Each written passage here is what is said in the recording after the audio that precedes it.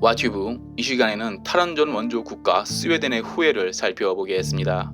탈원전 원조 스웨덴에서 다시 원전을 가동해야 한다는 여론이 무려 80%에 육박한다는 조사 결과가 나왔습니다.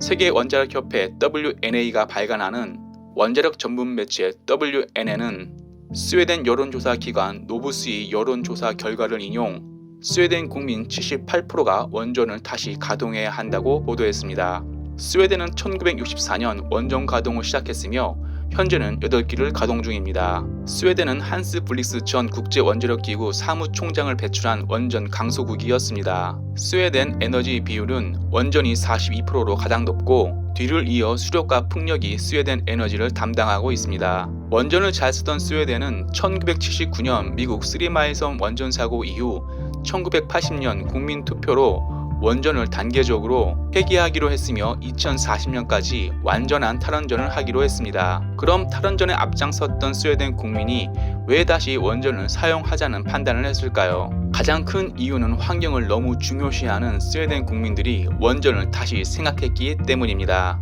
지구 온난화와 대기 오염을 막는 에너지 중에 아직 원전만한 에너지가 없다는 것을 인식했기 때문입니다. 원전 에너지는 지구 온난화 주범 온실가스와 한국에도 문제가 되는 미세먼지를 배출하지 않습니다. 쉽게 말해서 원전 사고 위험성보다 온실가스로 인한 기후변화와 미세먼지로 인한 대기오염이 인류를 더 위협하고 있다고 판단했기 때문입니다. 스웨덴 국민이 다시 원전을 지지하는 또 다른 이유는 바로 전기료 때문입니다. 스웨덴은 볼보, 이케아 등 북유럽 제조업 강국이었기에 유럽에서 전기료가 가장 저렴한 축에 속한 나라였습니다. 실제로 아마존, 마이크로소프트, 페이스북 같이 24시간 데이터를 처리하는 기업은 전기료가 저렴한 스웨덴에 데이터 센터를 설치해 운영해왔습니다. 스웨덴 전기료는 한국과 같이 제조업으로 먹고 살아야 하는 나라보다 저렴했습니다. 하지만 단계적 탈원전 정책으로 전기료는 야금야금 올라 스웨덴 제조업 경쟁력이 떨어지고 있습니다. 스웨덴 국립경제연구소는 2019년 GDP 성장률이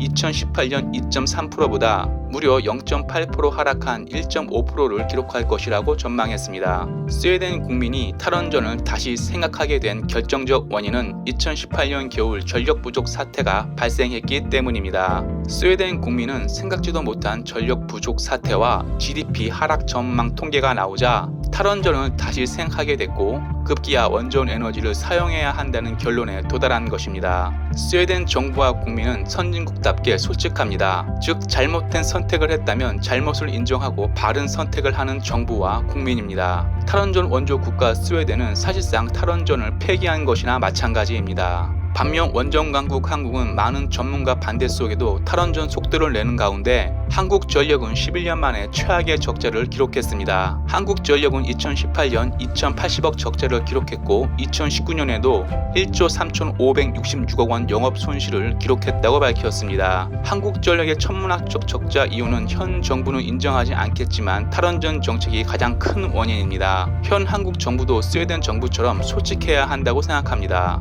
정부라고 해서 반드시 올바른 결정을 하는 것이 아니기에 잘못을 인정하는 용기가 필요한 시점입니다. 와튜브 마치겠습니다. 유익했다면 구독, 좋아요, 알람 설정 부탁합니다.